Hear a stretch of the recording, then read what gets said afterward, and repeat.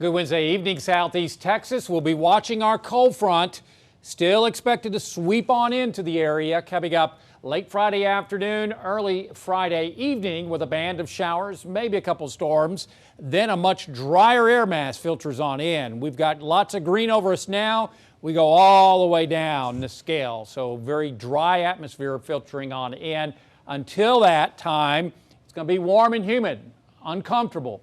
But after the front, dew points nosedive in the 40s, and that means it's going to feel fairly dry and fairly pleasant coming up this weekend into early next week. Speaking of the weekend, looks like we could get down to about 60 coming up on Saturday morning, the high 76 with lots of sun.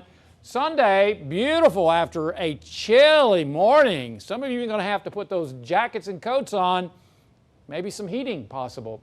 Southwest flow in the upper levels is bringing in the remnants of Pamela, a Pacific hurricane that has weakened to a depression heading towards Texas. Not concerned about the winds, it's all about the rain.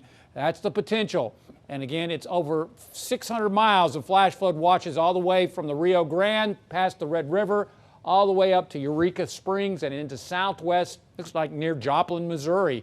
So that's a good 600-700 miles of flash flood watches and flood watches in through central Texas. They could see anywhere from 2, 3, 4, 5, maybe 6 inches of rain in spots well to our west. So we're not expecting heavy rainfall. This is not going to be a flash flood scenario for us. Central Texas, when you get 5 inches in an afternoon, they have serious problems. We do that and not even bat an eye. That's how we roll here.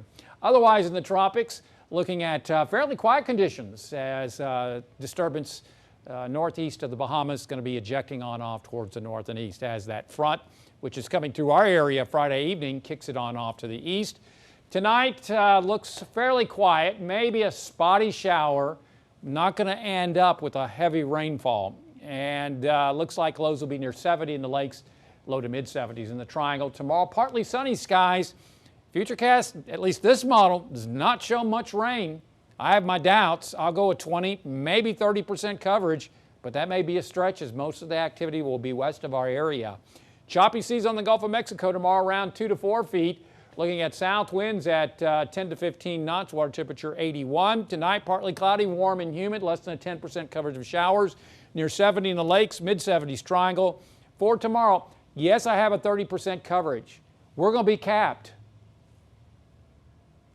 So that means most of the rain is going to be off towards our west. We're not going to be able to generate it here. It's got to move in. So there's a real good chance that we may not see this much.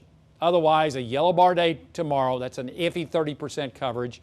Friday, yeah, about a 30% coverage. Yes, I'm hedging. That's how it goes.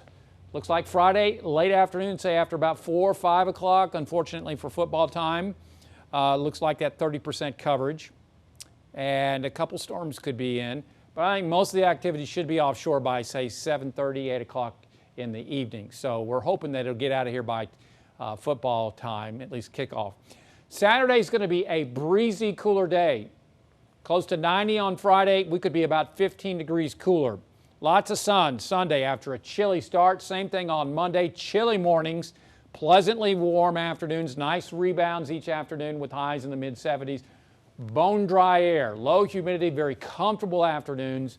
Tuesday, we'll see a little increase in cloud cover as we'll start watching an upper level disturbance that may bring us a few showers by Wednesday. But until then, enjoy the weekend. Otherwise, download our app, follow us on Facebook or Twitter.